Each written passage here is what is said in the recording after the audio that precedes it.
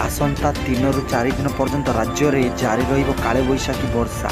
दक्षिण आभ्यंतरण जिले में आज कालबैशाखी प्रभाव अधिक होगा संभावना रही। आज 6 जिला को ऑरेंज वार्निंग एवं 13 जिला को येलो वार्निंग जारी कर बालेश्वर, गंजाम, गजपति, रायगड़ा, नवरंगपुर, कलाहांडी, कंधमाल जिला को जारी कर ऑरेंज वार्निंग। यही सब जिले में घड़घड़ी सह वर्षा हो पारे।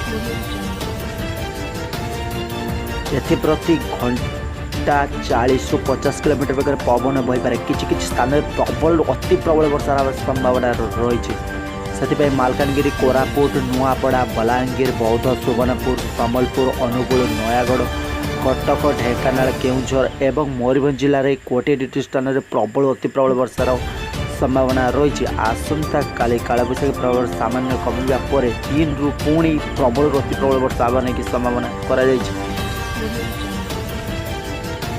अन्य पर ओडिशा को कालबैशाखी अलर्ट करा जायछि। 15 जिला को येलो वार्निंग सतर्क दिया जायछि। से सब जिला गुड़िक है केउझर, मयूरभंज, बालेश्वर, भद्रक, ढेंकानाल, जाजपुर, कटक, नयागढ़, खोर्धा, कंधमाल, गजपति को सतर्कता जारी करा जायछि। सेहीपरि गंजाम, नयागढ़, कोरापुट जिले में सतर्क सूचना जारी कर पाणीपाग विभाग भुवनेश्वर मध्य कुआपथर वर्षा सहित घड़घड़ी सह वर्षार संभावना रही। तालचेर में 38.0 डिग्री सेल्सियस सर्वोच्च तापमात्रा रेकर्ड कर आज आभ्यंतर ओडिशा रे स्वाभाविक 2 डिग्री ରୁ 4 डिग्री कम तापमात्रा रही। जदि आपण मैंने आम चैनल नुआ निश्चित भाव चैनल को सब्सक्राइब कर पाखे बेलकन को पूरा बाडेगी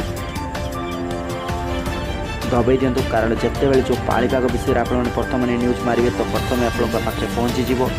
तो जय जगन्नाथ।